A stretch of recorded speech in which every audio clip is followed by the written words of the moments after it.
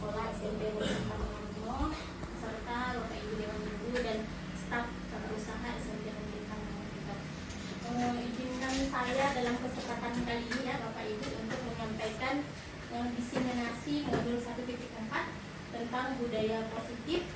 Saya sendiri Sastra Darpita Sarjana Pendidikan CGP Angkatan 11 Kabupaten.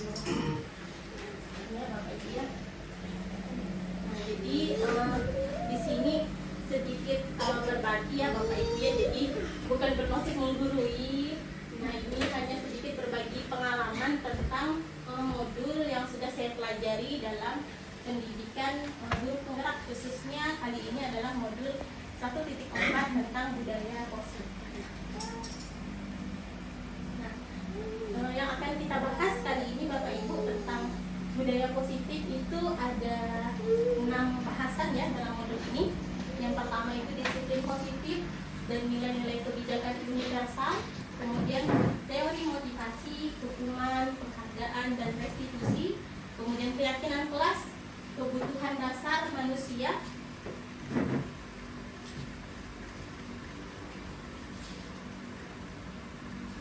kemudian restitusi, 5 posisi kontrol guru, dan restitusi segitiga restitusi.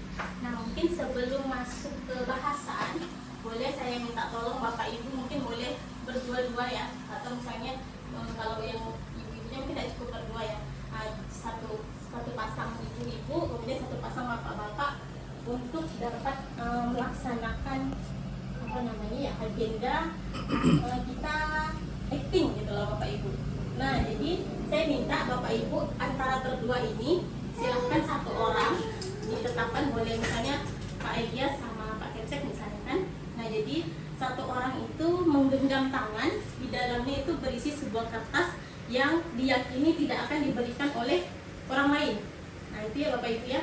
Kemudian yang satunya lagi berperan sebagai orang yang membujuk untuk orang tadi yang genggam tangan ini kasih kertasnya kayak gitu. Boleh ya Bapak Ibu ya? Boleh, silakan. Mungkin beberapa menit saja atau beberapa detik saja. Bu Sarma sama itu Pak. Ya, boleh. Jadi Bu Pepi sama harus sendiri ya.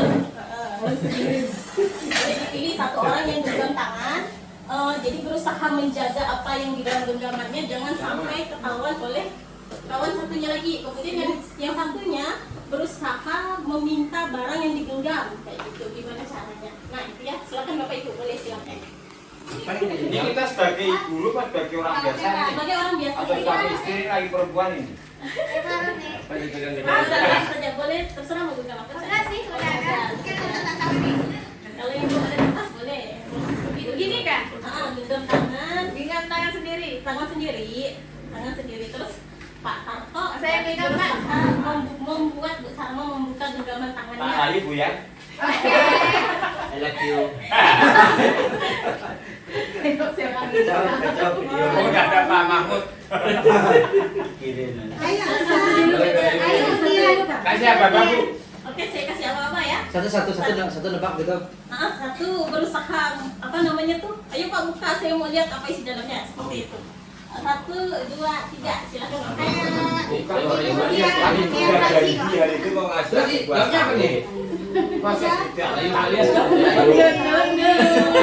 nanti kalau mau buka nanti buka belikan cendol. Boleh.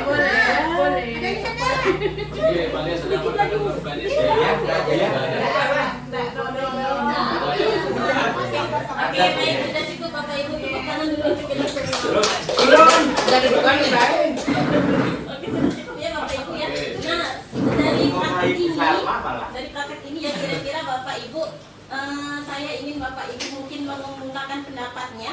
Kira-kira kenapa yang tadi ya sebagai penggenggam, kenapa saya tidak ingin membuka tangan saya? Dan yang sebagai perayu, salah satu ya, boleh siapa saja, kenapa ingin melihat apa yang digenggam oleh kawannya? Nah, boleh silakan Bapak Ibu, siapa kira-kira yang mau menyampaikan pendapat? Ada? Nah, Pak Elias boleh? Pak Elias yang genggam tangannya? Iya. Nah, silakan Pak Elias. Kepo loh. Intinya gini ya, sesuatu yang ada pada diri kita itu terkait dengan barang-barang yang lebih pribadi itu kan tidak mungkin kita tahu ke orang lain kan gitu. Kayak seperti itu mungkin ya. Ya baik Pak, terima kasih. Jadi barang pribadi itu kita jaga, jangan sampai orang lain itu tahu. Iya. Ya. Jadi kita Yang kita lebih prinsip. meyakini bahwa barang kita itu pribadi. Ya, dari dalam keyakinan kita barang pribadi itu tidak boleh orang lain yang tahu. Oke, terima kasih Pak Elias. Kemudian satu lagi Bapak Ibu guru yang berusaha merayu tadi boleh. Kenapa tetap ingin merayu padahal orang tersebut tidak mau membelinya? Dan dia Iya silakan Pak. kan ini kan mudah saya bilang karena disembunyikan barang itu. Padahal barang itu kan berharga tapi beliau bilang tidak berharga, makanya berusaha merayu agar membuka itu. Oh, gitu ya. Baik Pak, terima kasih. Dan sebenarnya barang itu berharga, tapi berusaha merayu agar tidak berharga gitu ya. Ya. Iya. Ya baik ya Bapak Ibu, sekedar simulasi. Kemudian kita lanjut ke materinya.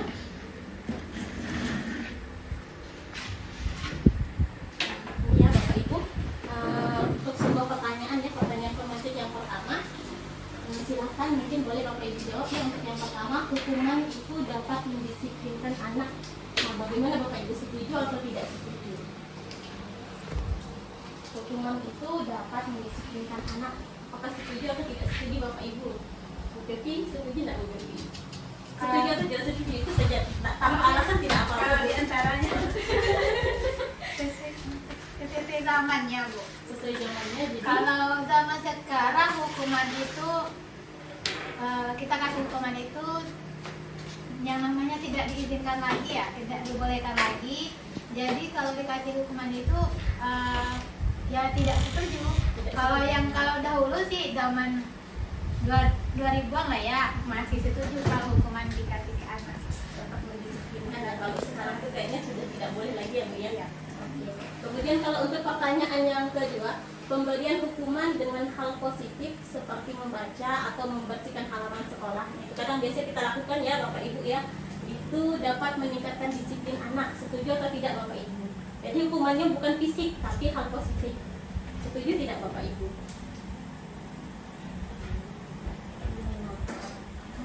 Kalau membaca ya, membersihkan halaman sekolah,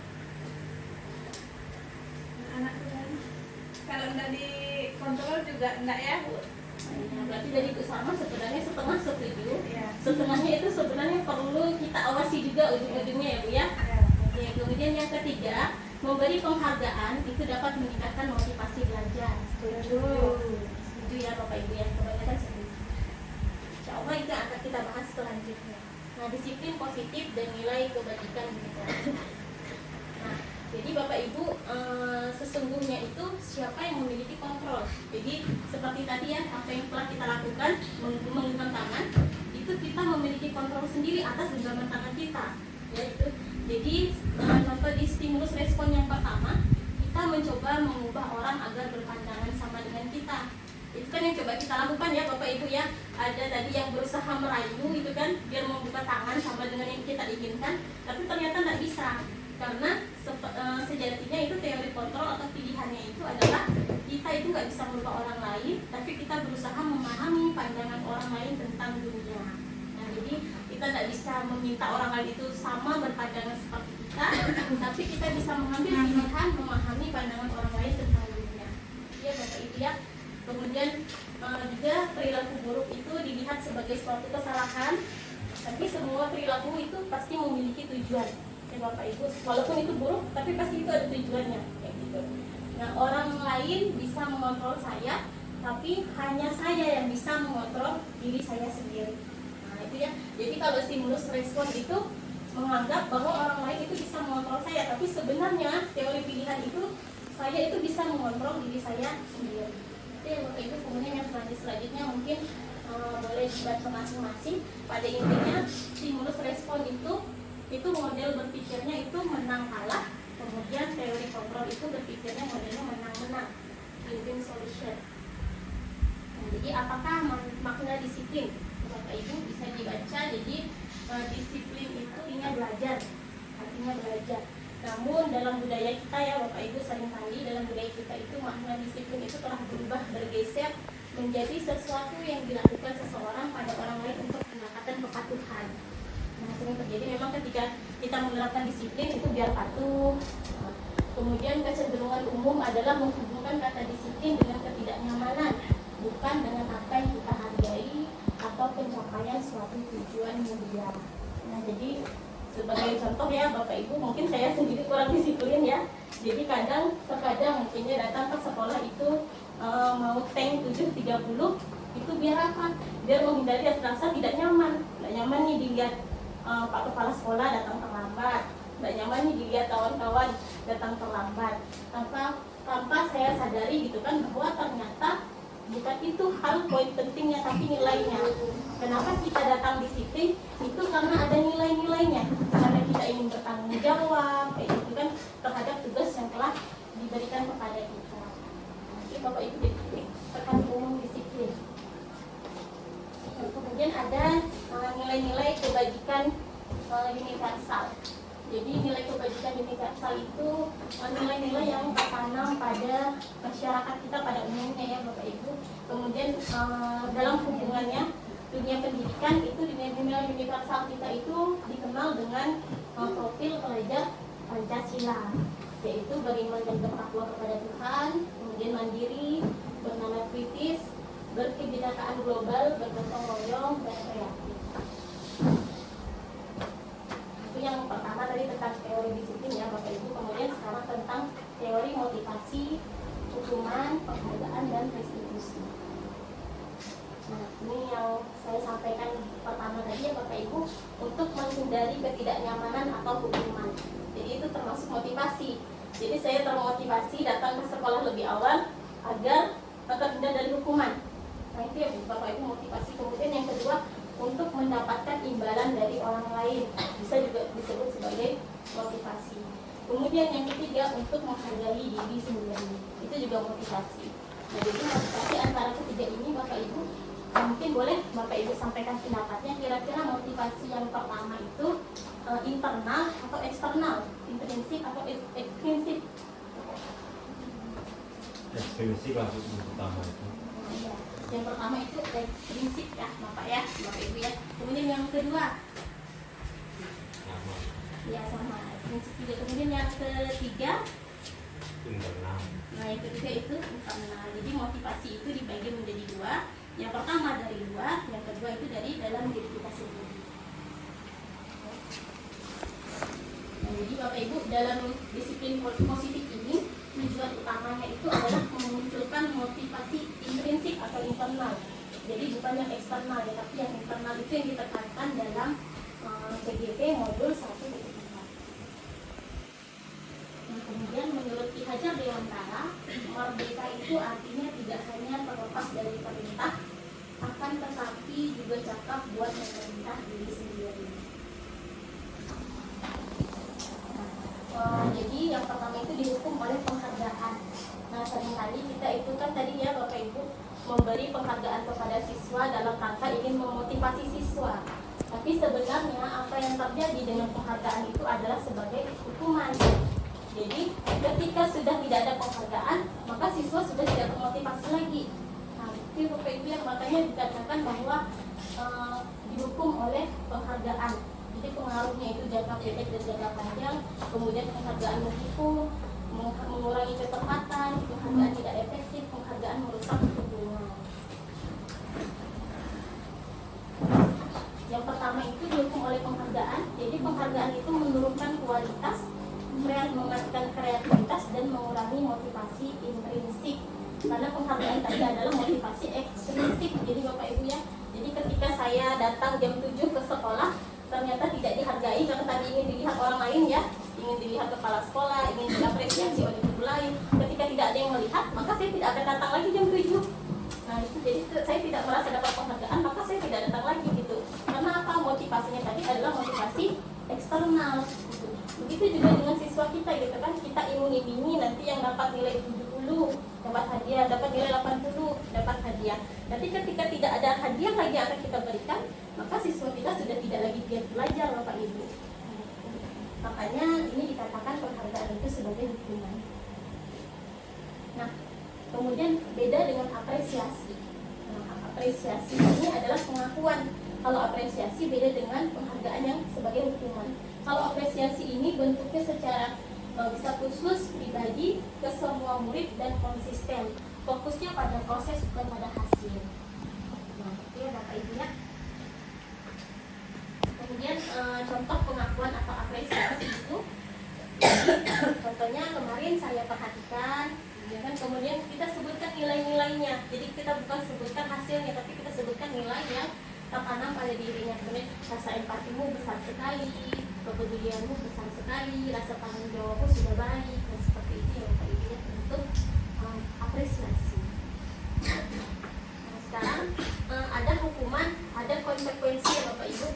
Boleh Bapak Ibu mungkin boleh saya minta tolong tuliskan di dalam ini ya, kira-kira dari 1, 2, 3, 4, 5, 6, 7 ada 7 kasus, itu apakah hukuman atau konsekuensi Bapak Ibu?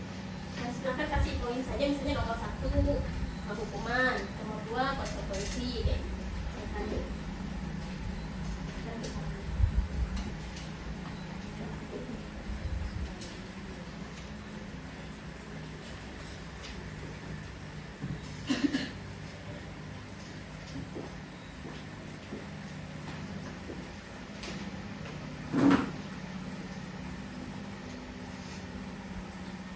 Poin 1 sampai 7 yang pertama, mencatat 100 kali di dalam buku kalimat saya tidak akan terlambat lagi karena terlambat ke sekolah. Itu merupakan hukuman atau konsekuensi Bapak Ibu. Di mana nomornya gitu kan? Ya, buat nomor 1, terus isinya apa, hukuman atau konsekuensi.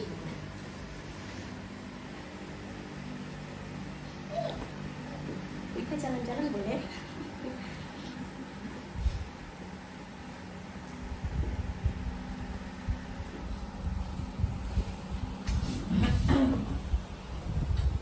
Nomor 2, lari mengelilingi lapangan basket 2 kali karena terlambat hadir di sekolah. Nah, itu hukuman atau konsekuensi.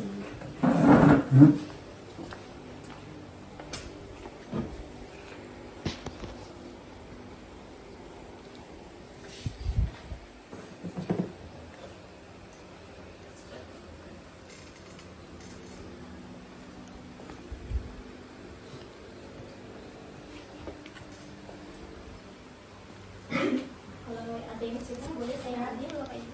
Sudah? Sampai Bentar Bu, bentar Bu. Singkatan aja. Oh, hak ya. Hukuman konsekuensi.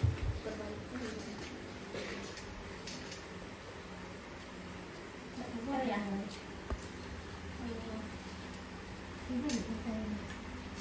Ada yang sudah lagi? Boleh?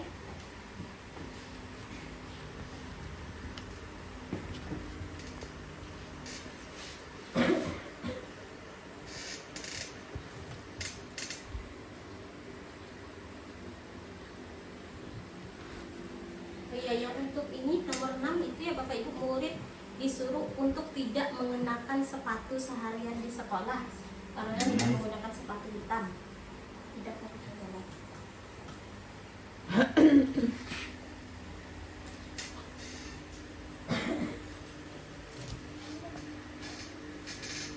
Seharian di sekolah tetap pulang sampai sore.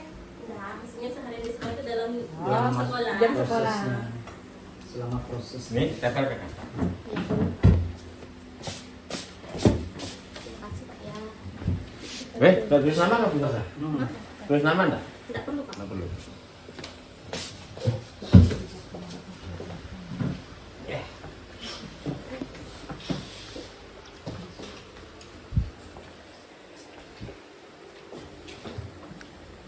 Ibu sudah bisa malu Jun.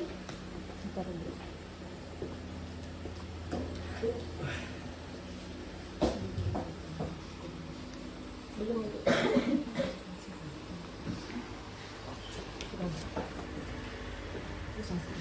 Sudah.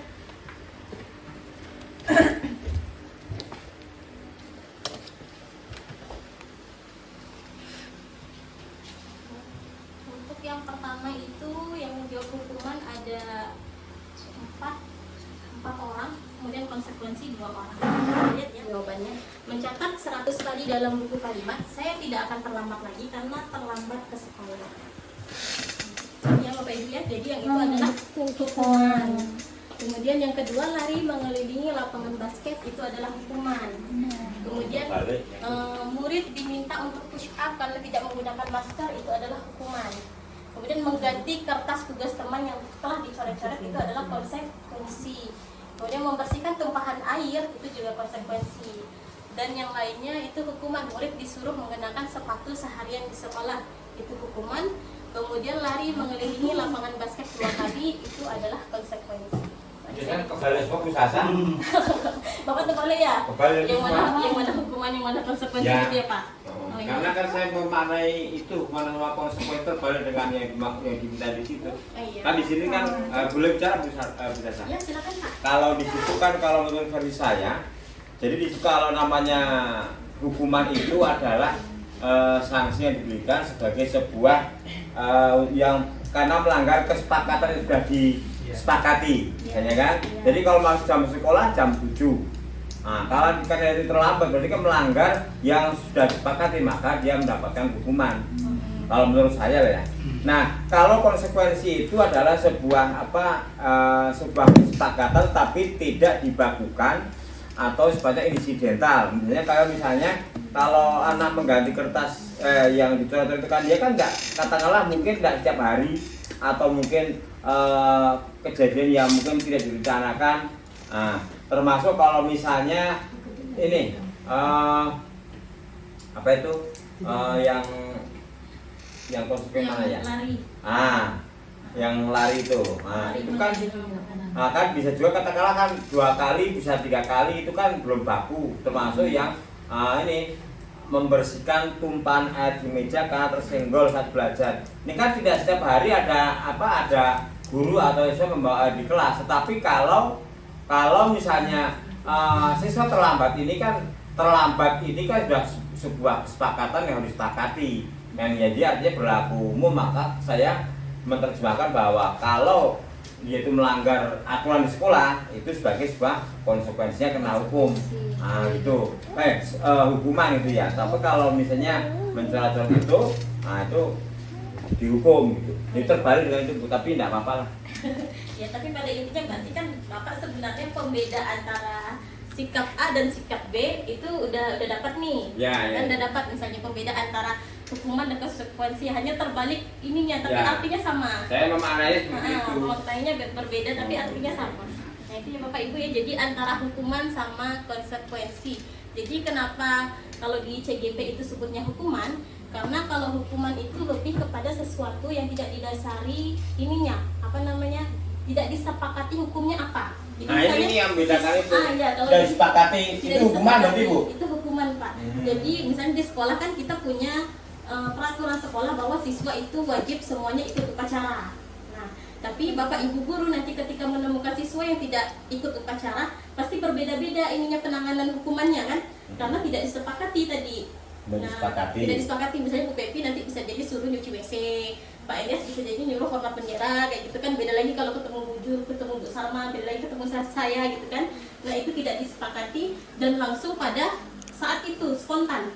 Nah, itu makanya disebut sebagai hukuman. Tapi kalau konsekuensi, dia mengganti, ada sebab akibat apa yang dia lakukan, dia perbaiki. Ya. Nah, itu yang disebut sebagai konsekuensi kalau di modul 1.4. Artinya kan kalau kena konsekuensi itu dia melanggar sebuah kesepakatan yang sudah baku kan gitu ya.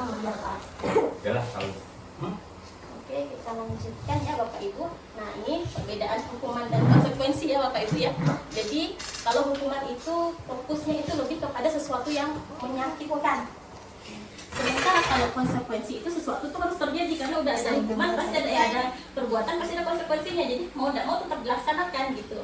Nah, tapi kalau hukuman kadang tidak ada peraturannya nih, tidak ada bakunya dia dihukum apa, tapi dia tetap harus melakukan. Maka hukuman itu sesuatu yang menyakitkan. Kemudian itu hukuman itu lebih membuat anak sakit fisik maupun hati dalam jangka waktu yang lama. Kemudian konsekuensi itu membuat anak merasa tidak nyaman dalam jangka waktu pendek. Nah, jadi perbedaan antara hukuman dan konsekuensi ya Bapak Ibu. Kemudian hukuman itu anak membenci kedisiplinan jadinya. Jadi ketika dihukum anak itu akan benci dengan kedisiplinan. Kemudian kalau konsekuensi anak itu akan menghargai sikap disiplin itu sendiri. Nah, kemudian Kalau hukuman itu mendorong anak menyakiti diri sendiri, maka konsekuensi mendorong anak mudah menyesuaikan diri. Nah, pokoknya itu ya Bapak Ibu ya, dari atas sampai bawah mungkin bisa dibaca lagi nanti ke depannya ya, atau dibaca sendiri lagi. Jadi anak belajar untuk menyembunyikan kesalahan, kemudian kalau konsekuensi anak belajar untuk mematuhi peraturan, perbedaan antara hukuman dan konsekuensi. Nah, sebelum saya lanjut, boleh Bapak Ibu saya minta Bapak Ibu bercerita sedikit tentang pengalaman Bapak Ibu semasa sekolah ya. Mungkin ada hal-hal yang Bapak Ibu ingat, entah itu sesuatu yang membahagiakan atau sesuatu yang menyedihkan. Nah, boleh Bapak Ibu berbagi sharing sedikit tentang hal-hal selama masa Bapak Ibu sekolah yang sampai hari ini masih Bapak Ibu ingat, tentang hal-hal yang membanggakan. Boleh satu aja atau Bapak Ibu mengatakan dua-duanya, satu membanggakan, satu menyakitkan, atau satu menyakitkan saja atau membanggakan saja. Boleh, silakan Bapak Ibu yang mau berbagi. Ada Bapak Ibu? Ini saya menjelaskan, saya masih ingat sampai sekarang waktu saya kelas 3 SD. Nah, dari kelas 3 SD masih Ya, ingat ya Pak masih ya? ingat. Gimana Pak? Waktu itu pas pelajaran kesenian, jadi kan di situ kan guru itu kan memberikan bermacam-macam pertanyaan gitu ya. Ya. Bergerak satu persatu. Nah, yang jelas nanti pokoknya jangan sampai nanti anak itu ketika tidak ditanya menjawab. Nah, tapi karena waktu itu kan saya kan suka sok tahu gitu ya, penau itu kan. Nah, jadi ketika ada anak ditanya itu, saya belum dia menjawab, saya sudah menjawab. Bapak menjawab duluan. Ya, saya duluan. Dan itu dilakukan biar satu kali. Maka membuat guru jengkel, maka waktu itu saya kena hukuman dia, dicetok kepala waktu itu, saya masih ingat itu.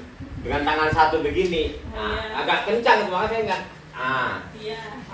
Nama guru ya Pak Mujiono ya, mungkin dulu sialah, semoga lah saya. Itu saya masih ingat itu, begitu hukuman tapi tidak berkesan. Ya ketika itu sakit tapi berkesan, maka saya masih ingat sampai sekarang. Iya. Ya. Iya Bapak Ibu, ada lagi yang ingin berbagi? Silakan Bapak Ibu. Tadi kan itu yang menyedihkan, kalau mau berbagi kebahagiaan juga boleh Bapak Ibu, silakan. Yang menjadikan malah ingat. Iya, silakan Bapak Ibu. Sebenarnya apa ya, kalau saya ya dari masa taman kanak-kanak sampai kelas 5 SD, kalau ada yang nanya cita-citanya jadi apa, saya jawabnya jadi dokter kecil kayak gitu dulu kan. Tapi pas kelas 5 SD, waktu itu kami lagi upacara, saya ini orangnya mungkin kecil, pendek gitu, jadi barisnya paling depan. Nah, kawan yang di samping dan di belakang saya itu ngobrol, dan guru kelas 6 saya, namanya, saya masih ingat namanya sampai sekarang ya. Dia itu marah, tapi saya keikutan. Saya sampai kena tampar, sampai berdarah gigi saya kena tampar karena dia pakai cincin aki itu kan. Sampai gigi saya berdarah.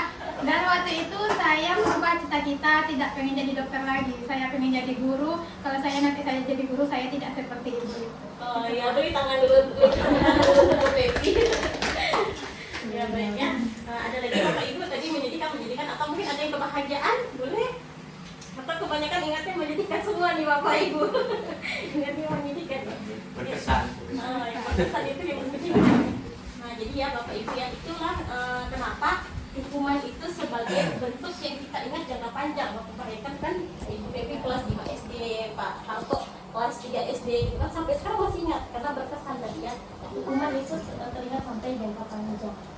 Nah, jadi kenapa di sini di CGP itu dibahas ya Bapak Ibu tentang hukuman dan konsekuensi itu, karena nanti akan membekas, kita kan sebagai guru ya Bapak Ibu akan membekas ke depannya bagi anak didik kita, bagaimana kita itu bersikap sama anak-anak itu. Kemudian apa itu restitusi? Jadi dalam kondisi seperti yang pernah dialami Pak Tarto, Bu Pepi, itu sebenarnya bisa kita adakan restitusi kalau bahasa sekarang ya Bapak Ibu ya. Jadi restitusi itu adalah proses menciptakan kondisi bagi murid untuk memperbaiki kesalahan mereka. Jadi sehingga mereka bisa kembali pada kelompok mereka dengan karakter yang lebih kuat. Restitusi juga merupakan proses kolaboratif yang mengajarkan murid untuk mencari solusi untuk masalah mereka dan membantu murid berpikir tentang orang seperti apa yang mereka ingin menjadi tujuan mulia dan bagaimana mereka harus memperlakukan orang lain. Nah jadi bedanya ya Bapak Ibu, kalau hukuman itu yang kita ingat itu sakitnya Bapak Ibu. Nah jadi Pak Tarto tadi ingat sakitnya diketok pakai satu jari gitu kan, Bu Pepi ingat tanpa sampai berdarah-darah gitu. Tapi kita tidak ingat nilainya. Nah, dari cerita itu kan fokusnya sama sakit. sakitnya, fokusnya sama apa yang diperlakukan oleh bapak ibu itu. Padahal kalau kita ingat nilainya, ya mungkin Bu Pepi memang tidak bersalah ya, tapi gurunya kurang merestitusi sehingga tidak dapat nih poin benangnya sebenarnya siapa yang salah gitu kan. Nah tapi Bu Pepi ingat sakitnya, sementara Pak Tarto tadi ingat sakitnya juga kan. Jadi tahu nilainya, oh karena saya nyerobot nih, saya mungkin kurang menghargai orang lain. Sebenarnya itu yang mau kita tanamkan nih Bapak Ibu, kita sebagai guru. Kenapa kita marah kepada siswa? Nilai itu yang mau kita tanamkan. Saya kurang menghargai orang lain, saya harusnya lebih menghargai, saya harusnya lebih disiplin, saya harusnya lebih ramah, lebih sopan. Tapi yang siswa kita ingat itu adalah sakitnya, bukan nilainya. Jadi ketika kita memberi hukuman, maka itu yang akan terjadi pada anak didik kita. Makanya di CGP ini diajarkanlah cara merestitusi. Nah ini ya Bapak Ibu perbedaan antara hukuman, konsekuensi, dan restitusi. Bukan berarti konsekuensi itu tidak boleh ya Bapak Ibu, boleh. Nanti identitasnya ini terbagi menjadi 3. Jadi kalau hukuman itu identitas gagal ya Bapak Ibu atau negatif. Kemudian identitas sukses itu ada di konsekuensi dan restitusi. Jadi kalau konsekuensi itu netral, kemudian restitusi itu positif. Nah ini ya Bapak Ibu. Jadi kalau hukuman itu sesuatu yang menyakitkan harus terjadi, sementara konsekuensi itu karena sudah disepakati dia harus terjadi. Kemudian kalau restitusi itu pilihan. Jadi kita memberikan pilihan-pilihan kepada murid untuk dapat menyelesaikan masalahnya, memperbaiki sikapnya di masa yang akan datang. Nah kemudian kalau hukuman, murid itu menjadi tidak nyaman untuk murid dalam jangka yang waktu panjang ya, bahkan sampai sekarang kita ingat gitu. Kalau konsekuensi itu dalam jangka waktu pendek, kemudian restitusi itu juga dalam jangka waktu yang panjang.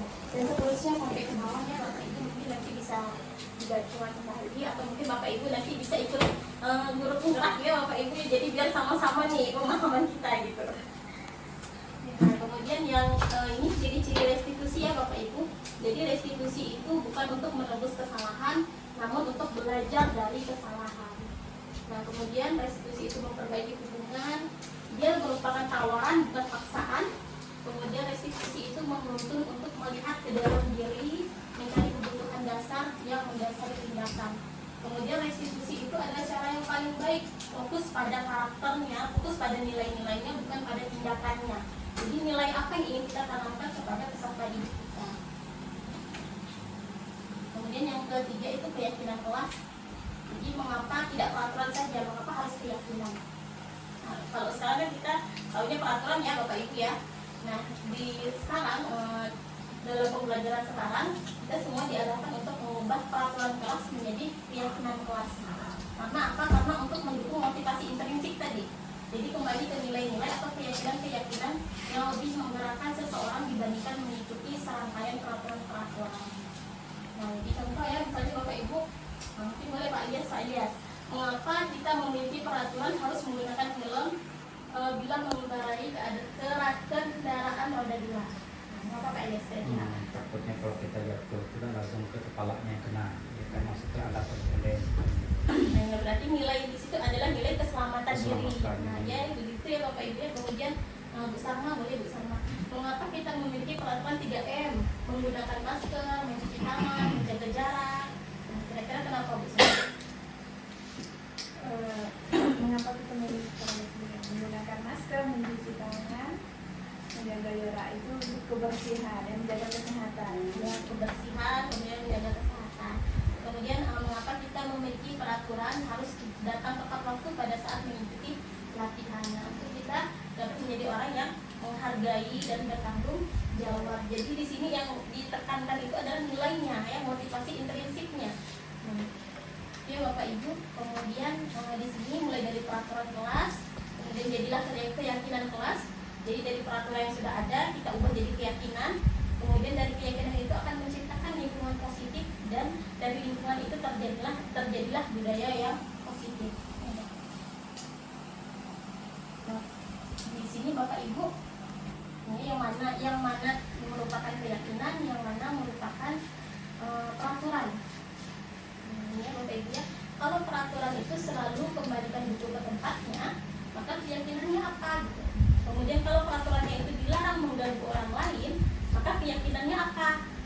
Ya Bapak Ibu. Nah, jadi kalau misalnya hadir di sekolah 5 15 menit sebelum pembelajaran dimulai itu adalah peraturan, tapi keyakinannya menghormati orang lain, komitmen, kemudian dilarang melakukan kekerasan, itu adalah peraturan. Tapi keyakinannya, kenapa kita dilarang melakukan kekerasan? Karena untuk keselamatan, menghormati orang lain. Nah, yang ingin kita tanamkan kepada anak didik kita, peserta didik kita itu bukan peraturannya, Bapak Ibu. Jadi kita fokus kepada keyakinannya. Kemudian yang keempat, kebutuhan dasar manusia dan dunia berkualitas. Nah, jadi ini kebutuhan-kebutuhan yang harus dipenuhi oleh manusia, mulai dari bertahan hidup, kemudian kesenangan, kebebasan, penguasaan, kasih sayang, dan rasa perlindungan. Jadi 5 kebutuhan dasar manusia yang harus terpenuhi. Kemudian 5 posisi kontrol ya Bapak Ibu. Jadi kita sebagai guru, kita mempunyai 5 posisi.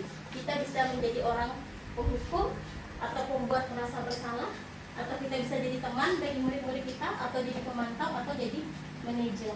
Nah, identitas gagal itu berada pada posisi penghukum dan pembuat rasa bersalah. Jadi itu akan mengakibatkan murid itu meletakkan guru itu di luar dunia berkualitasnya. Sementara pembuat rasa bersalah itu, murid akan meletakkan guru di dalam dunia berkualitasnya. Kemudian identitas berhasil atau sukses itu ketika kita menjadi teman atau pemantau dan manajer. Jadi bisa perbedaannya ya. Contohnya di sini, kalau penghukum ya, kalau kamu tidak melakukannya, awas ya, rasakan. Nah, itu biasa kalimat-kalimat yang diucapkan oleh seorang penghukum. Kemudian kalau pembuat rasa bersalah, kamu seharusnya sudah tahu, ibu sudah lelah sekali mengatakannya. Nah, dan seperti itu, jadi membuat anak itu merasa bersalah kayak gitu. Ibu stres, katanya ibu ini, dan seperti itu ya. Atau misalnya orang tuamu di sekolah, orang tuamu di rumah sudah capek-capek menyekolahkanmu. Nah, itu pembuat rasa bersalah. Nah, kemudian kalau teman, biasanya kita bantu, kita ajak, ayolah lakukan demi ibu. Nah, seperti itu, ayolah lakukan demi ibu, masa kamu tidak mau? Ingat, ibu tidak pernah bantu, apa segala dan seterusnya. Nah, itu sebagai teman. Tapi posisi sebagai teman ini akan membuat ketergantungan, karena masih merupakan motivasi intrinsik ya. Nah, kemudian sebagai pemantau, nah ini kalau konsekuensi, jadi kita pemantau. Kalau dia buat salah, apa peraturannya? Nah, seperti itu. Jadi kalau dari peraturan, apa ini konsekuensinya? Nah, seperti itu pemantau. Kemudian kalau manajer, jadi posisi sebagai manajer itu, guru biasanya nanya, apa yang kita yakini? Tadi nilai-nilai tadi ya Bapak Ibu, nilai yang kita yakini.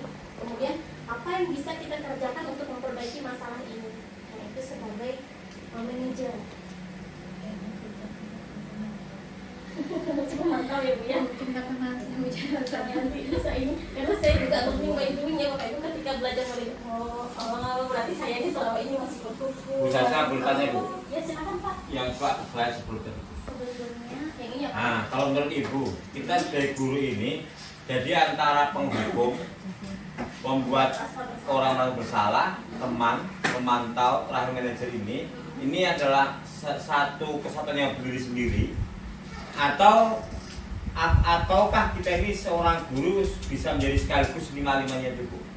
Jadi kalau menurut saya ya Pak ya, kalau menurut saya dan pemahaman saya juga, ini kita sebagai guru bisa menjadi kelima-limanya. Jadi kita bisa jadi penghukum, kita bisa jadi pembuat orang merasa bersalah, kita bisa jadi teman, bisa jadi pemantau, bisa jadi manajer. Tapi semua itu adalah pilihan Pak. Jadi pilihannya ada pada kita mau jadi yang mana, seperti itu Pak. Dan tergantung situasi dan kondisi juga Pak. Jadi kadang kita bisa jadi pemantau, kadang kita bisa jadi manajer. Bukan berarti jadi manajer ini kalau tingkatan ini ya Pak ya. Jadi manajer ini sebenarnya yang paling baik untuk dilakukan. Tapi kembali lagi, manajer itu adalah posisi pilihan. Nah, jadi kalau manajer itu dia pakai teori restitusi, nanti ada teorinya, kemudian ada langkah-langkahnya. Nah, itu untuk manajer. Tapi kebanyakan dari kita itu kan belum bisa menerapkan untuk jadi manajer Pak. Bahkan kadang saya sendiri juga masih Indikator manajer apa itu misalnya itu? pemantau. Yang enggak, yang manajer itu apa? Itemnya apa itu? Itemnya itu mengajukan pertanyaan-pertanyaan. Jadi ketika siswa berbuat salah, terus kita tanya sama siswa, apa yang kamu yakini? Kayak gitu kan, keyakinan tadi yang sudah kita sepakati bersama, keyakinan kelas. Kemudian apa yang bisa kamu lakukan untuk memperbaiki kesalahan ini? Kayak gitu. Seperti itu. Gimana Pak? Maksudnya gini ya, berarti nanti suatu ketika mungkin situasional gitu ya. Memang saya ideal kita kalau bisa kan jadi pemantau, manajer dia. Ya. Nah, suatu ketika mungkin kita juga harus sebagai penghukum, aku sekali-sekali dalam situasi yang mungkin yang sangat ini juga mungkin kita juga seharusnya juga diizinkan membuat orang merasa bersalah. Artinya kan membuat orang merasa bersalah itu kita kan harus menunjukkan bahwa kami itu salah itu. Kan begitu bahasanya lah ya. Kalau bahasa saudara saya, membuat orang merasa bersalah itu kita menunjukkan bahwa kamu itu bersalah. Namanya anak kadang-kadang kan tidak ini. Cuma kan secara ideal yang dia itu kan ya. Nah, kalau bisa kita kalau secara ideal porsi atau komposisi menjadi penghukum terus membuat orang merasa bersalah itu kalau bisa komposisi kan diperkecil kan dibanding dengan yang teman, mantau, manajer itu. Cuma ada satu hal yang rawan ibu saya, kalau posisi yang tengah-tengah itu sebagai teman ya. Anak-anak sekarang itu kan kalau nanti misalnya kita anggap sebagai teman, nanti kan kadang kan banyak hal orang mengatakan bahwa itu akan mengurangi marwah seorang guru, harkat marwah seorang guru dia. Yang kedua juga dikhawatirkan bahkan anak itu karena sudah seperti teman. Nah, jadi kadang kita atur menjadi susah gitu, karena menganggap sudah sebagai teman. Nah, tapi tergantung kita lah. Jadi harapan kita nanti ya semuanya bisa itu menjadi 345 hanya komposisi yang 1/3 itu lebih kecil lah dibanding yang pemantau ataupun yang manajer. Itu aja bisa saya. Nah, jadi Bapak Ibu ya, jadi kalau untuk penghukum itu dan pembuat rasa bersalah, kenapa tadi kita perkecil ya Pak ya? Perkecil karena nanti akan ada efek jangka panjang. Nah, seperti yang Bapak Ibu ingat tadi kan, bisa Bapak Ibu kan, efek jangka panjang itu yang mereka ingat bukan nilai yang ingin mereka tuju, tapi perbuatannya atau perlakuan dari guru itu yang mereka ingat. Nah, jadi Bapak Ibu ya, jadi kenapa kita harus menjadi teman, pemantau, manajer, dan di posisi manajer ini pakai cara restitusi, nanti akan ada caranya, jadi kita bisa membuat anak itu paham Pak kenapa dia salah. Nah, jadi tadi kan jadi membuat rasa bersalah itu memang anak itu salah, tapi kita buat mereka semakin tertekan rasanya dan mereka nanti akan di sini ada efeknya ya Pak ya. Jadi murid merasa rendah diri untuk yang membuat rasa bersalah.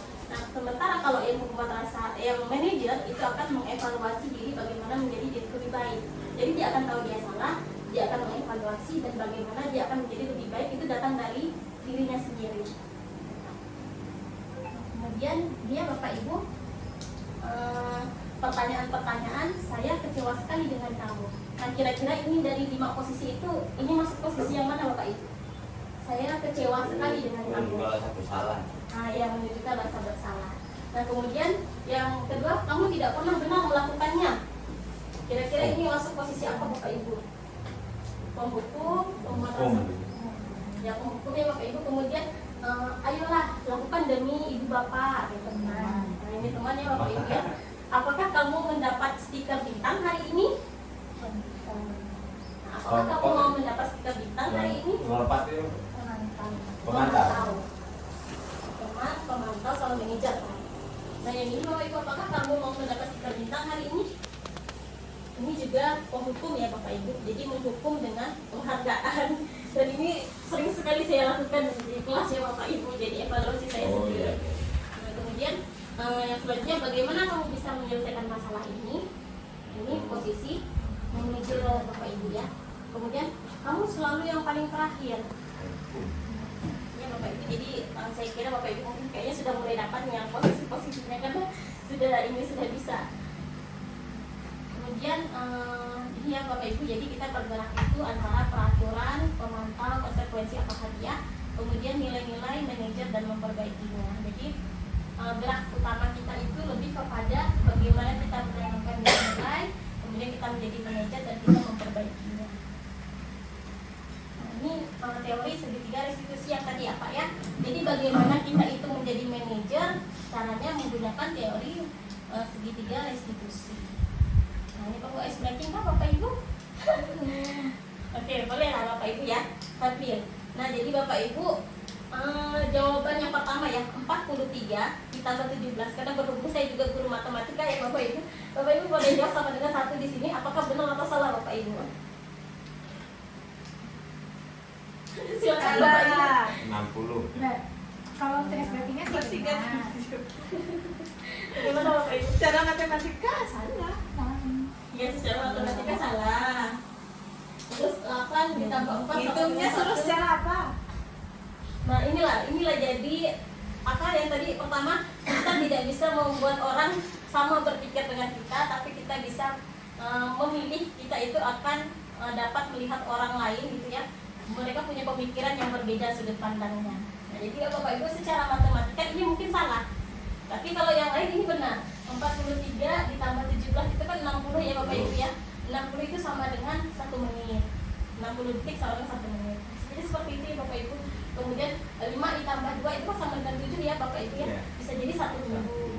Nah kayak gitu jadi Bapak Ibu. Untuk mawar yang buat kali itu.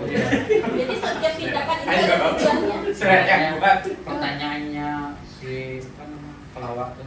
Itu kan Laptop. SC-nya Ah, ya. Pakai sekitar. Iya, kita sering mengangkat pertanyaan. Cah lontong. Jadi kita tidak bisa menjudge orang itu melakukan sesuatu itu salah karena dia pasti punya tujuan melakukan itu. Iya. Nah ini dia segitiga restitusi. Jadi dalam segitiga restitusi itu ada 3 bagian. Yang pertama itu menstabilkan identitas. Kemudian yang kedua validasi kebutuhan atau tindakan. Yang terakhir itu menanyakan keyakinan. Nah jadi kita menstabilkan identitas siswa dulu. Jadi ketika dia salah kita stabilkan bahwa yang salah bukan hanya dia saja yang pernah salah gitu. Setiap orang itu pasti melakukan kesalahan. Nah itu posisi menstabilkan identitas. Kemudian validasi kebutuhan. Kita tahu itu kan kita membuat siswa itu pasti punya alasan untuk mengapa dia melakukan itu. Jadi kita mencari alasan biar siswa membuat siswa itu mengungkapkan alasannya kenapa melakukan hal itu. Pasti dia punya alasannya. Dan yang terakhir menanyakan keyakinan. Jadi di bagian menanyakan keyakinan akan tahu salahnya apa, bagaimana dia seharusnya bersikap dan bagaimana dia mencari solusi. Ya Bapak Ibu ya, kalau menstabilkan identitas itu guru bisa berkata berbuat salah itu hal yang manusiawi atau tidak ada manusia yang sempurna. Kemudian Bapak Ibu juga pernah berbuat salah, ini bagian dari menstabilkan identitas untuk segitiga restitusi. Kemudian validasi kebutuhan. Nah ini bisa, kamu bisa saja melakukan hal yang buruk tapi kamu tidak melakukannya, atau kamu pasti punya alasan mengapa melakukannya. Nah, seperti itu Bapak Ibu untuk validasi kebutuhan. Kemudian menanyakan keyakinan, apa nilai yang kita percaya di kelas atau di sekolah. Kamu ingin jadi anak yang seperti apa? Nah, seperti itu ya Bapak Ibu untuk menanyakan keyakinan. Ini saya rasa nanti sudah tahu lah. Nah, kemudian disiplin positif ya Bapak Ibu ya. Nah ini jadi dari makna disiplin, kemudian ada teori motivasi, kemudian ada 5 posisi kontrol, jadi mulai dari teman, hukum dan seterusnya. Kemudian ada 5 kebutuhan dasar. Jadi inilah ininya Bapak Ibu ya bagiannya ya menurut Dr. Widya Biasa. Terakhir Bapak Ibu refleksi. Sebelum refleksi mungkin untuk penguatan ya Bapak Ibu. Jadi Bapak Ibu simak dulu. Saya ada sedikit video tentang restitusi. Mungkin kalau saya menjelaskan langsung agak kurang ya Bapak Ibu ya. Jadi mungkin kalau lewat video lebih datang ya.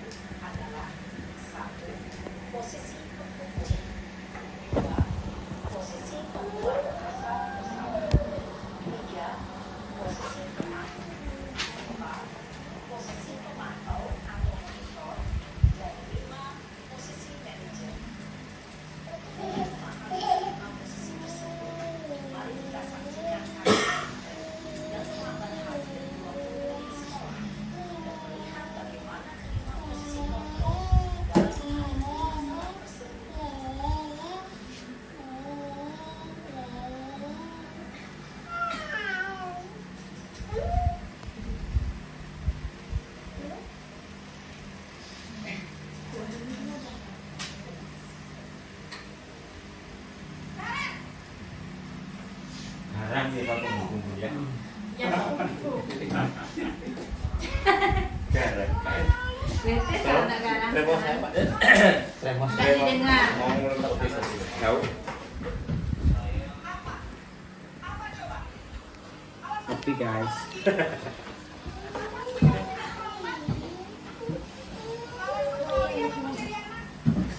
Kalau bumbu Silakan keluar.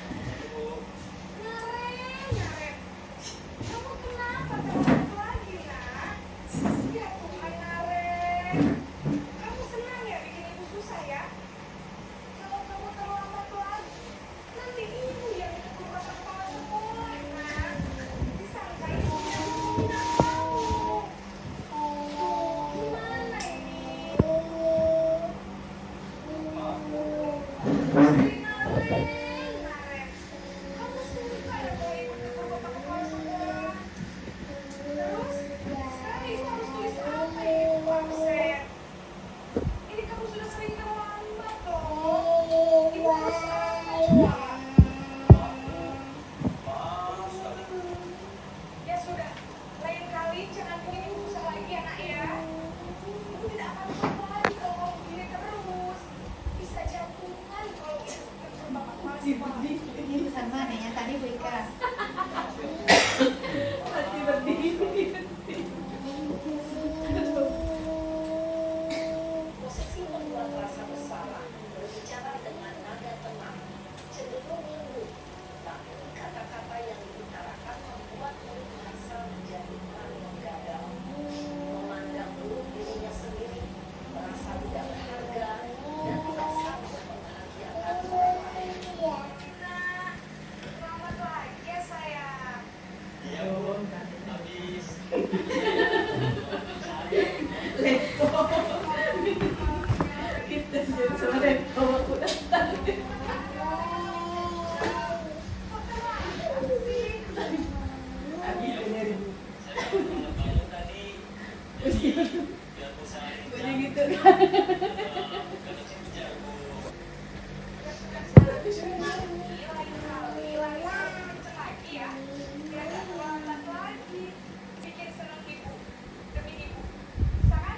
Bisa lah Bu.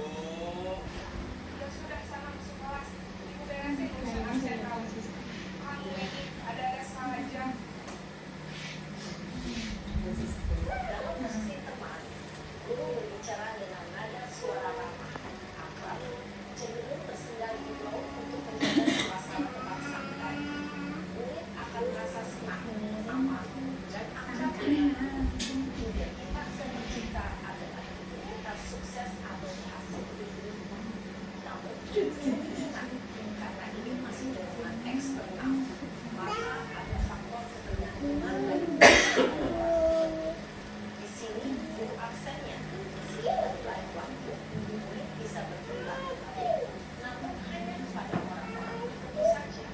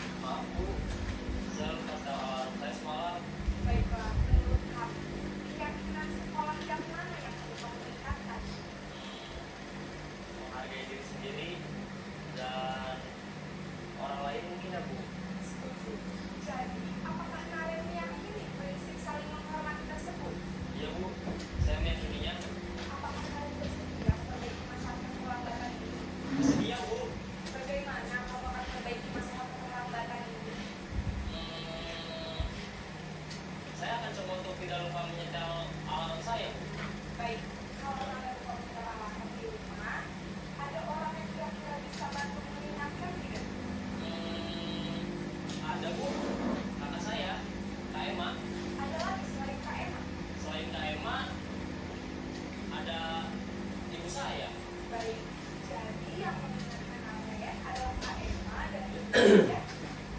Kira-kira akan mulai saat kapan kemarin? Baik, jadi kemarin akan segera bangun besok pagi dan akan diingatkan oleh kakak dan ibu dan Naren ya. Ada lagi yang mungkin perlu dilakukan Naren agar tidak terlambat bangun lagi? Tidak ada, Bu. Baik Naren, terima kasih untuk kerjasama kami. Sekarang kamu perlu kembali ke kelas belajar. Baik, Bu. Terima kasih.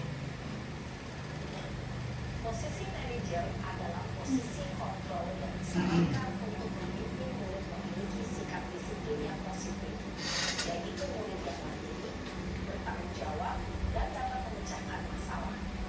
Tujuan dari posisi ini adalah agar murid dapat berefleksi atas tindakannya. Guru akan dengan tulus memberikan pertanyaan-pertanyaan bermakna, sehingga membuat murid dapat belajar dari kesalahannya dan mencari sebuah solusi untuk menyelesaikannya. Ibu dan bapak guru hebat, setelah mengamati adegan kelima posisi kontrol tadi, kira-kira posisi mana yang paling ideal? Posisi mana yang dapat menunjang motivasi prinsip murid? Ya, tentu posisi manajer. Posisi ini memang posisi ideal yang ingin dituju setiap murid. Pada posisi inilah, guru dapat menerapkan disiplin positif dan memihak pada murid yang mempertingkatkan murid. Perjalanan seorang pendidik tentunya tidak mudah untuk sampai pada posisi seorang manajer. Namun, tujuan kita pasti, yaitu menciptakan murid-murid yang mandiri, merdeka, dan bertanggung jawab. Semoga penggambaran 5 posisi kontrol yang telah diperlihatkan ini dapat menjadi ajang refleksi bagi kita semua agar dapat mengasah dan menerapkan disiplin positif yang memerdekakan diri. Mari terus berlaku bersama. Selamat menikmati. Salam yang bahagia, Ibu dan Bapak. Lagi bayangnya. Itu ya Bapak Ibu ya, contoh dari bagaimana posisi kontrol seorang guru. Dan saya rasa sudah selesai, sudah di ujung ya Bapak Ibu ya. Mungkin kayaknya tidak perlu ada diskusi, tidak perlu. Tapi kalau yang mau tanya boleh, nanti boleh tanya Pak Kasep juga sebagai PP sudah lulus ya Bapak Ibu ya. Sebelumnya saya ucapkan terima kasih atas waktunya. Mohon maaf menyita waktu Bapak Ibu sekalian. Dan jika ada yang kurang berkenan sudah Pak. Berarti refleksinya boleh masing-masing saja. Jika ada yang kurang berkenan, saya mohon maaf. Saya akhiri. Wassalamualaikum warahmatullahi wabarakatuh. Selamat siang. Setelah mendengar paparan dari Bu Sasa Devika SPK itu ada banyak hal yang saya mencoba mengingat kembali begitu ya. Rupanya banyak hal-hal yang mungkin memang harus kita lakukan kembali begitu. Ada hal-hal yang mungkin dulu itu pernah kita lakukan, tapi karena ibarat pisau itu mungkin sudah tumpul, ya, maka perlu diasah lagi dengan cara seperti ini. Sebenarnya itu bagus sekali menurut saya ya. Termasuk ketika nanti kita berbicara masalah hukuman, termasuk konsekuensi. Nah di situ kita kadang sebagai seorang guru itu kadang kita terjebak menjadi seorang penghukum atau seorang yang mungkin merasa bersalah tanpa lupa bahwa kita sebagai seorang guru itu selain pengajar juga pendidik. Faktor pendidik itulah yang seharusnya mengikuti bahwa kita ini sebagai seorang guru juga harus memberi rasa aman, juga harus memotivasi siswa, sekaligus bisa menunjukkan pada siswa bahwa siswa itu yang mereka itu bersalah tanpa merasa dihakimi, tahu bahwa dia itu bersalah tanpa merasa dihakimi, tapi dia itu mampu merubah diri sendiri.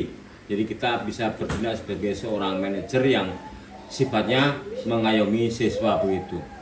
Yang berikutnya banyak hal-hal baru yang mungkin berkaitan dengan apa yang dari sama Bu Sarma tadi, hal-hal yang mungkin perlu katakanlah perlu di-reinforce lagi gitu ya, lebih diperkuat lagi begitu. Jadi bagi saya masalah saya baru paham ini, rupanya disiplin itu artinya belajar ya, bukan selama ini yang kita konotasikan itu. Jadi kalau disiplin itu kan konotasi kita kan negatif begitu, artinya bahwa seorang itu merasa dipaksa begitu. ya, atau terpaksa dengan disiplin begitu.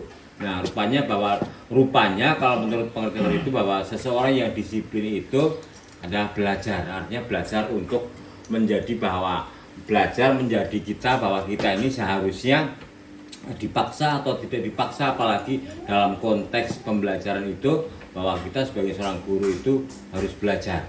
Siswa juga belajar, ya belajar dengan arah dan versi masing-masing. Itu buku saya. Terima kasih Pak. Itu mau dengar semangatnya dulu, dong. Semangat.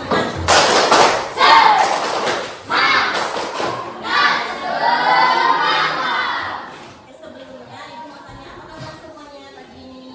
Baik. Hari ini kita kan belajar matematika kan. Jadi sebelum belajar Ibu mau ngajak kalian membuat suatu kesepakatan kelas. Apa itu kesepakatan kelas atau keyakinan kelas? Itu adalah nilai-nilai kebijakan yang harus kita sepakati di dalam kelas saat belajar matematika. Jadi nilai-nilainya gimana atau kesepakatannya gimana itu terserah kalian masing-masing. Jadi kalian silakan mengajukan apa saja. Misalnya Bu, saya mau mengajukan di kelas harus bersih. Atau Bu, di kelas itu boleh makan. Bu, di kelas itu boleh minum. Nah, jadi silakan ajukan apa saja yang kalian mau ajukan untuk menjadi kesepakatan kita dalam belajar matematika. Ada pertanyaan? Bisa kira-kira? Oke, Ibu bagikan ini, silakan kalian tuliskan apa keinginan kalian atau peraturan yang ingin kalian terapkan di dalam kelas masing-masing. Satu orang tulis satu, tidak perlu ditulis nama. Tulis saja.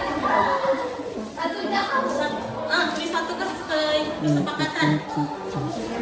Tulis satu keyakinan apa yang kamu inginkan dari dalam kelas pelajaran matematika. Tidak di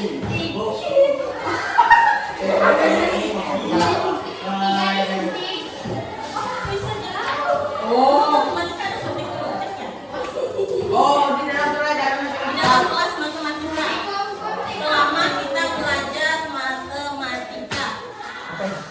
Tulis satu saja, masing-masing tulis satu. Kalau boleh masing-masing minimal satu. Kalau tidak boleh.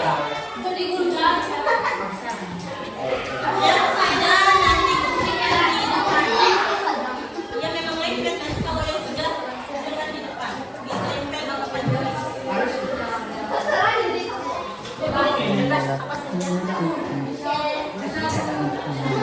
Tulis saja, apa saja bisa. Bisa, nanti siapa tahu kesempatan kamu untuk mengajar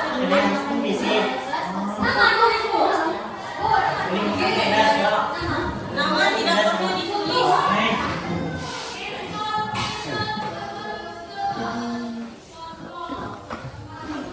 Sudah, yang sudah boleh deh.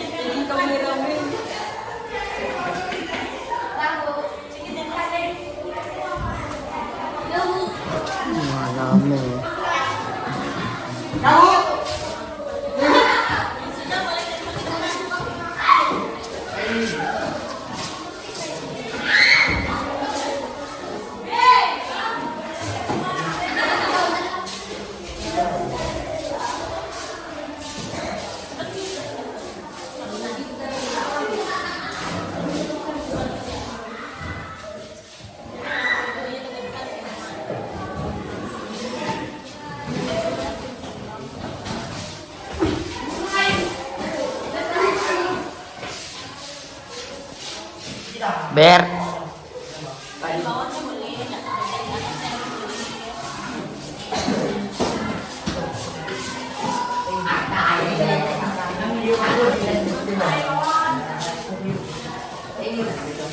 Go.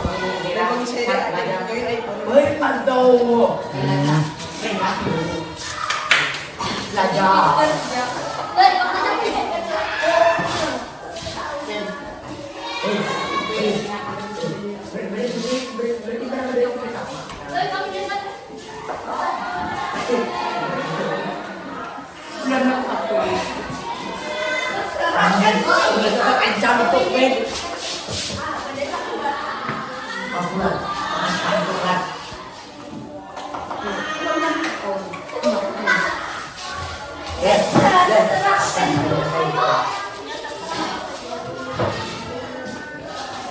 Tujuh puluh ribu tuh.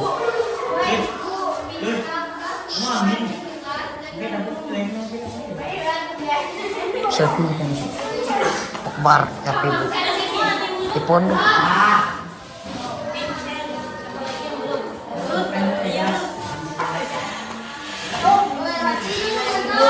Oh, penyampai sejam. Apa ibu makan dulu kembali?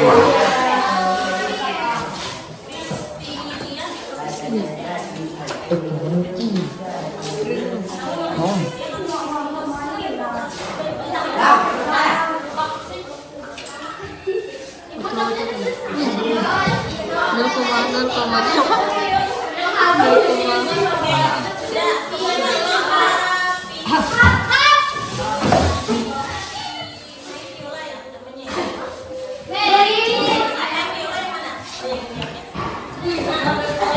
Ibu akan bacakan keyakinan kelas yang sudah kalian tulis masing-masing.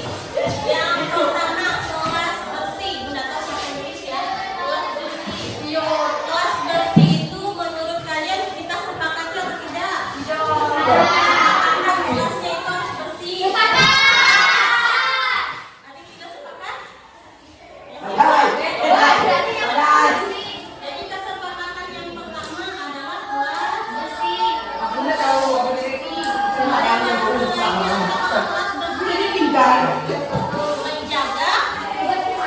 Menjaga kebersihan.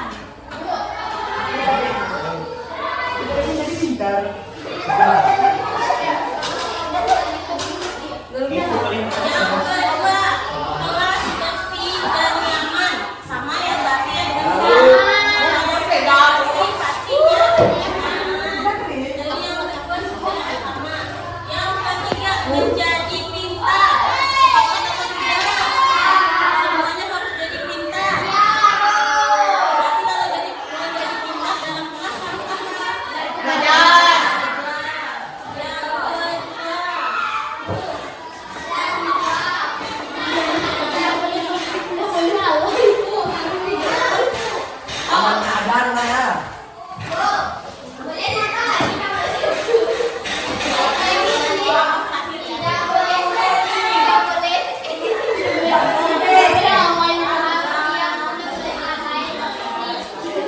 Yang belajar dengan semangat. Boleh ibu tulis kayak gitu?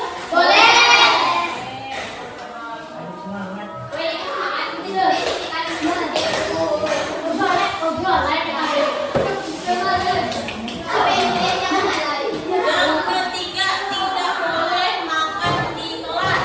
Sepakat atau tidak?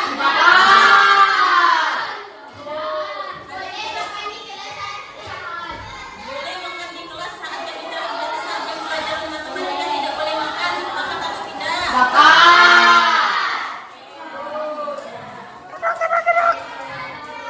Kalau tidak boleh makan di kelas, artinya dalam kelas harus tertib.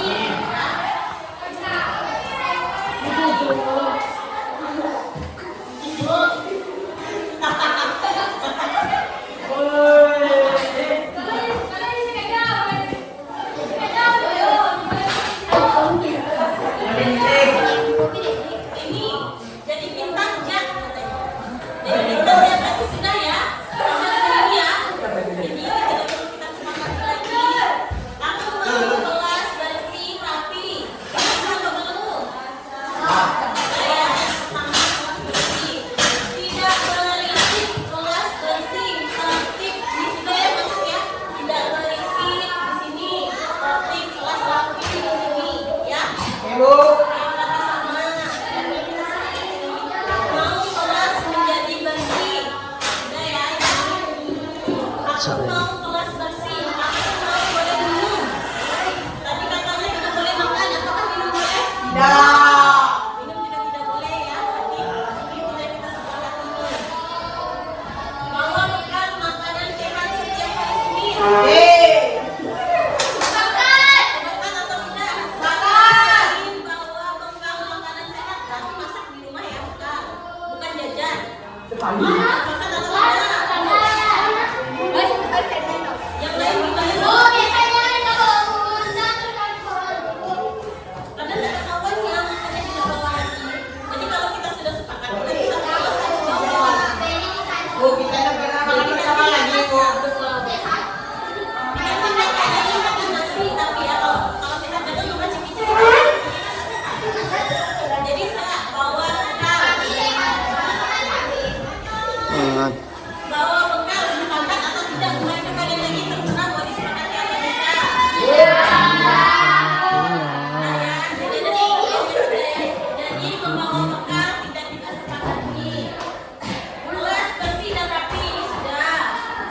Kelas harus bersih dan nyaman.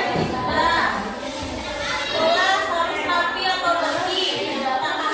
Harus sopan kepada guru, sepakat atau tidak? Berarti yang keempat nilainya adalah sopan, santun.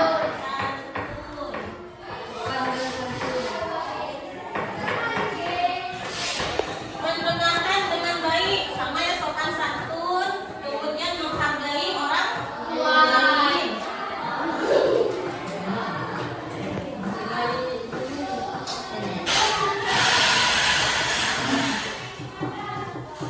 Bu, bisa kan makan di kelas dan minum air kita sepakati tadi itu? Ya. Sopan santun terhadap guru dan teman-teman ini menghargai orang lain. Tidak boleh berisik ketika sedang belajar, biar tertib. Kemudian jangan toksik.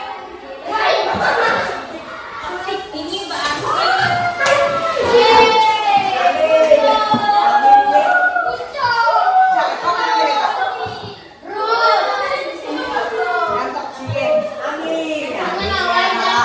siapa yang piket? Yang piket orang kaya. Kita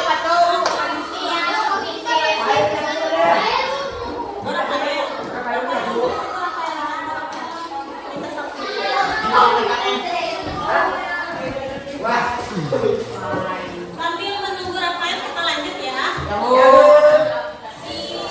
Jangan toksik berarti berbicara ya.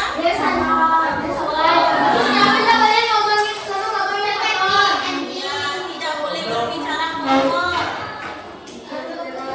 Keinginan saat belajar MTK saya mau pandai berhitung. Sepakat atau tidak? Ini masuk ke belajar dengan semangat.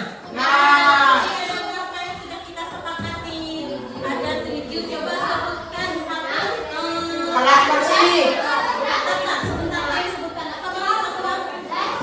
Yang pertama, saya menjaga kebersihan. Yang kedua, pinten. Sebutkan pinten. Belajar dengan semangat. Yang ketiga, badai. Sebutkan badai. Tertib. Yang keempat, debil. Sopan santun. Yang kelima, perut. Hargai orang lain. Yang keenam, mulah. Yang berbicara sopan, artinya tidak berbicara kotor ya. Kemudian yang terakhir, seks pribadi. Sudah